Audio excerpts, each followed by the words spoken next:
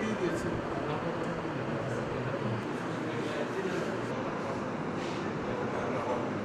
সারা দেশে যে শিশু হাসপাতালগুলো আছে এটা মাননীয় প্রধানমন্ত্রী উদ্বোধন করবেন অচিরেই। এটা এই জন্য আমরা অনেকগুলো কাজ ইতিমধ্যে হয়েছে। আমরা বিভিন্ন যন্ত্রপাতি কেনার জন্য আমরা সিএমএসডিকে বলেছি। সম্ভবত 207 কোটি টাকা অলরেডি বরাদ্দ দেওয়া হয়েছে। টেন্ডারও তাদের প্রক্রিয়াধীন আছে। আশা করি এ মাসের মধ্যে হয়তো যন্ত্রপাতিগুলো চলে আসবে। এগুলো খুব সফিস্টিকেটেড যন্ত্রপাতি। তারপর অর্থ বিভাগে আমরা পাঠিয়েছি এটা কোর্ট সৃজনের জন্য, পদ সৃজনও প্রায় হয়ে গেছে। আরেক আসবাবপত্রের জন্য আমরা অলরেডি টেন্ডার হয়ে গেছে। আসবাবপত্রগুলো আমরা স্যাম্পলগুলো দেখছি, যাচাই বাছাই চলছে। আমরা আশা করছি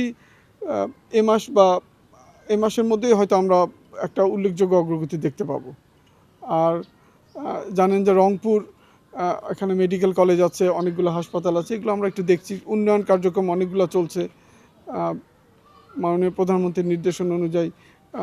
অনেকগুলো কাজ চলছে, তো এগুলো আমরা একটু দেখতে আসছি। মন্ত্রণালয় একটু দেখা দরকার কিভাবে চলছে। শিশু হাসপাতাল এইটা তো আমরা জানেন যে অলরেডি আমরা আউটডোর কার্যক্রম তো শুরু করেছি। হ্যাঁ, কিছুটা হলেও শুরু করা হয়েছে, হয়তো ফুল ফ্লেজে শুরু করিনি। আমরা মাননীয় প্রধানমন্ত্রী উদ্বোধন তো করবেন আশা করি 2-1 মাসের মধ্যেই ইনশাল্লাহ। তো তার আগেই আমরা সব কাজগুলো শেষ করবো ইনশাল্লাহ।